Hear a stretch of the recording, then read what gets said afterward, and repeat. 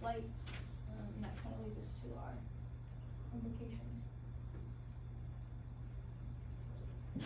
So, why does this matter? Why does it matter that Orientalism is misrepresented the Orient and has false stereotypes and false prejudices? Not only is it a tragedy that these false representations make it that we don't know exactly what was going on in Tibet back then because of the lack of cultural identity and the misrepresentations by the West.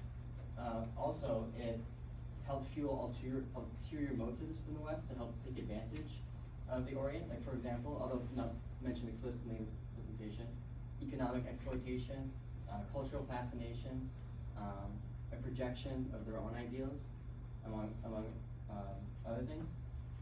And what makes this, in particular, what makes this bad is that the lack of a Tibetan identity, due in part to the fact that Orientalist tropes, led to Western powers to come in and attempt to imperialize Tibet, and attempt to say that they're doing the right thing, that they're trying to modernize Tibet, and that they're trying to fix their culture and attempt to heal them from their own false narratives, which is truly a tragedy because it potentially led to the annexation of Tibet in the 1950s by the CCP,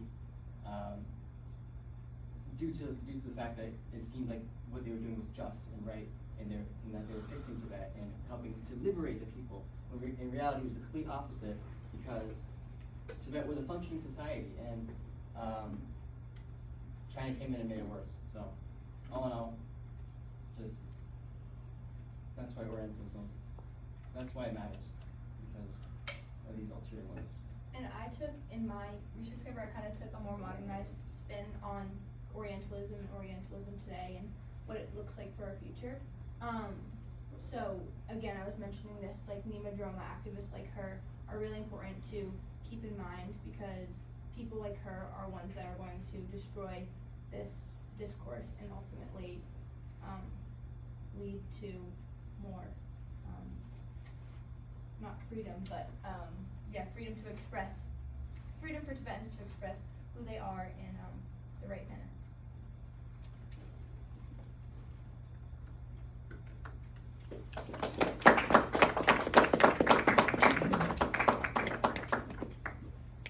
Questions, comments?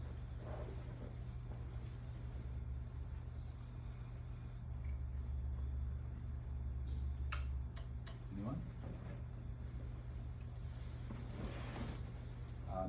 I really liked at the end the implications that you all drew out, because, for instance, it's not one. It obscures real knowledge. I've not heard it put that way before, but that's exactly right. Right?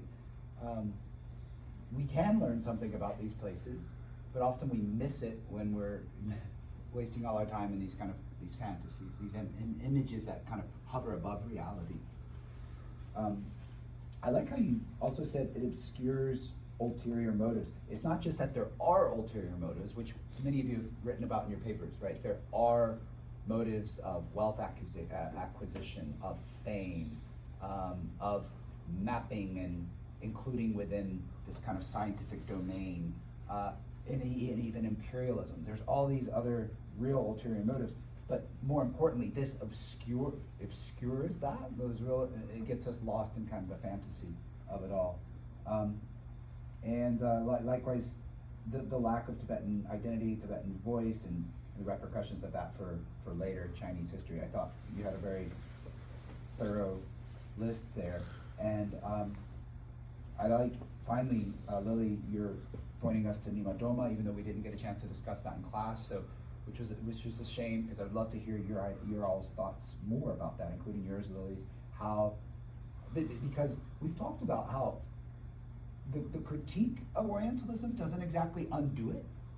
It still persists, right? Calling something a lie doesn't make the lie not powerful.